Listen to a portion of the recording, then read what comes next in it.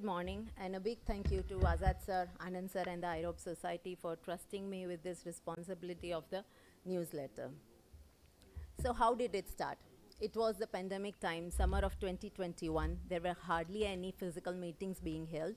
We were all mainly connected through our WhatsApp group where we used to share challenging ROP cases, seek mentors' opinions, post any awareness activities done, or even finding ROP specialists in a remote part of the country. One such day, Azad sir suggested to start newsletter of the society, and with such a warm message saying, "You all are my children and assets. Go forward and fulfill my wish." With these blessings and unwavering support of Anand sir, we moved forward. So we formed an editorial board which included at that point 7 members from different states who were active on the group. We made a separate WhatsApp group and connected through a Zoom meeting and decided how to go about it. At that point, we had decided no advertising or involvement from any pharma companies. We'll do it on our own.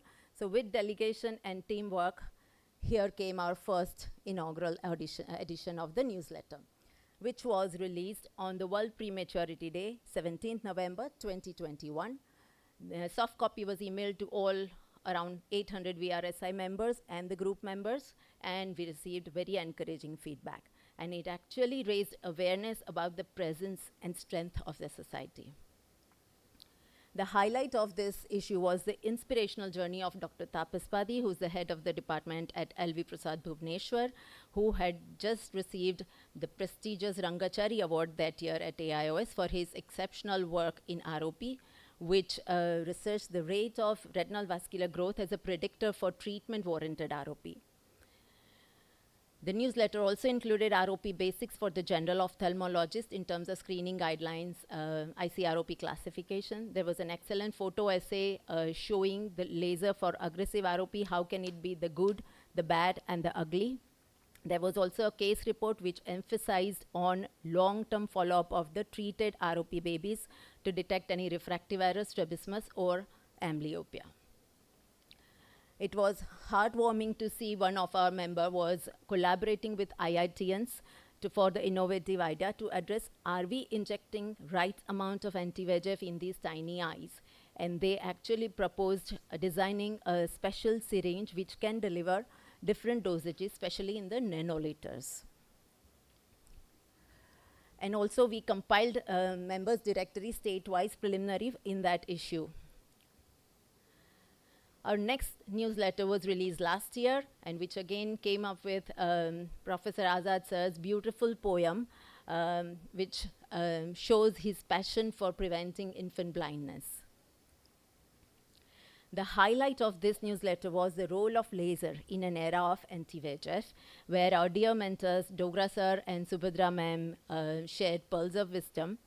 This interview actually comprehensively covers all areas of ROP lasers, and including the indication for primary laser, technique of the laser, timing of the laser post anti-VEGF, and with their incredibly vast experience, this article actually is much more informative in practical terms than probably a textbook chapter. There was also a case series about non-responders after intravitreal anti-VEGF therapy and the key observation from Dr. Tapas's group. We also did a book review of then recently released ultra-wide-field photography atlas of ROP by Dr. Sushma.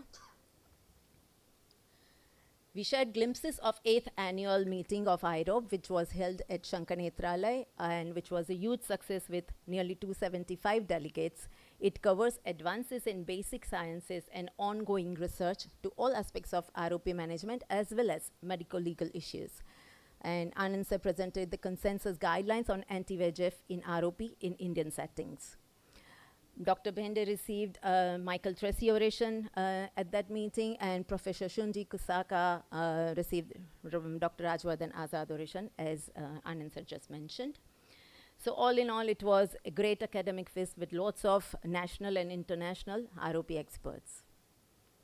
Members' Corner proudly occupied the largest space of that newsletter, which showed the stupendous amount of work our members are doing academically, clinically, and even socially.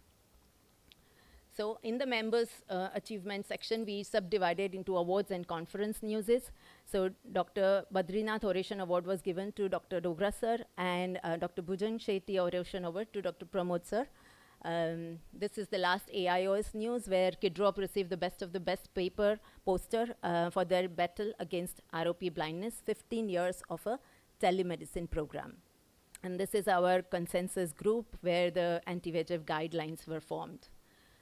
Whenever our work is covered in media, it always reaches a larger population.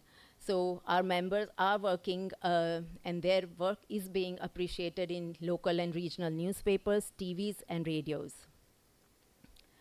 Also, members are coming up with innovative ideas to raise awareness about the ROP. Radhatri Netralaya started lend your voice kind of thing, which means they got on board popular singers, actors, politicians to talk about ROP. Other people have been doing awareness talks, walks, and poster distribution. Training and teaching is the need of the hour with increasing burden of ROP in India. So our mentors and other members, senior members, are doing workshops, seminars, webinars to train fellows, residents, nursing staff.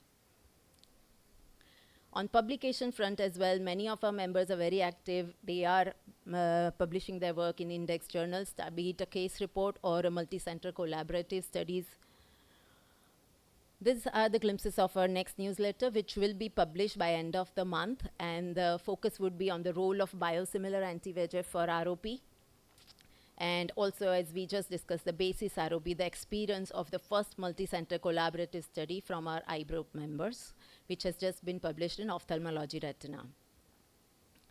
So what are the advantages of having our own newsletter? It certainly gives a platform to all who deserves to showcase their work. It's a mean of knowledge sharing. It also keeps us motivated and updated. There is a feeling of staying connected. We might not meet all members physically, but it gives us a feeling of connection. And it certainly raises awareness, not just amongst the members, but other ophthalmologists and neonatologists as well. And it promotes society's motto to breach barriers and break boundaries to foster clinical and ethical excellence in ROP. So what next? We are planning to do a regular biannual newsletters. We might consider print version at some point, and we might work on strategies to target larger groups, including more general ophthalmologists, neonatologists, and we can archive all the newsletters on our Irop website. Thank you so much. Thank you, Dr. Shilpi. Yeah. And I think Azad sir wanted a directory, so we are now combining the newsletter with the directory. So along with Dr. Shilpi, Dr. Snehal and Dr. Shweta will be working on it, and I think by the annual meeting in Jaipur, we will have it both online and perhaps in print. The idea being, you know, one of the more common questions asked on our WhatsApp group is, I have this patient who's going to this state, where can I send it to, who can I send it to? So that's one.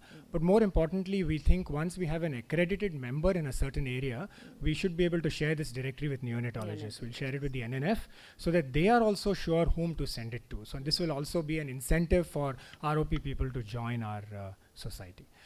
A decision has to be made on whether we want to have associate members of neonatologists. There have been some neonatologists who want to enter. Since we are a society purely academic and there's no voting and politics involved, we have not created bylaws, so that's something perhaps the mentors will decide and we'll come back on it. Also want to thank a lot of you who have come to this conference only for the Irop meeting. I think that really shows that you all have such great participation in our society. Thank you, Dr. Shilpi.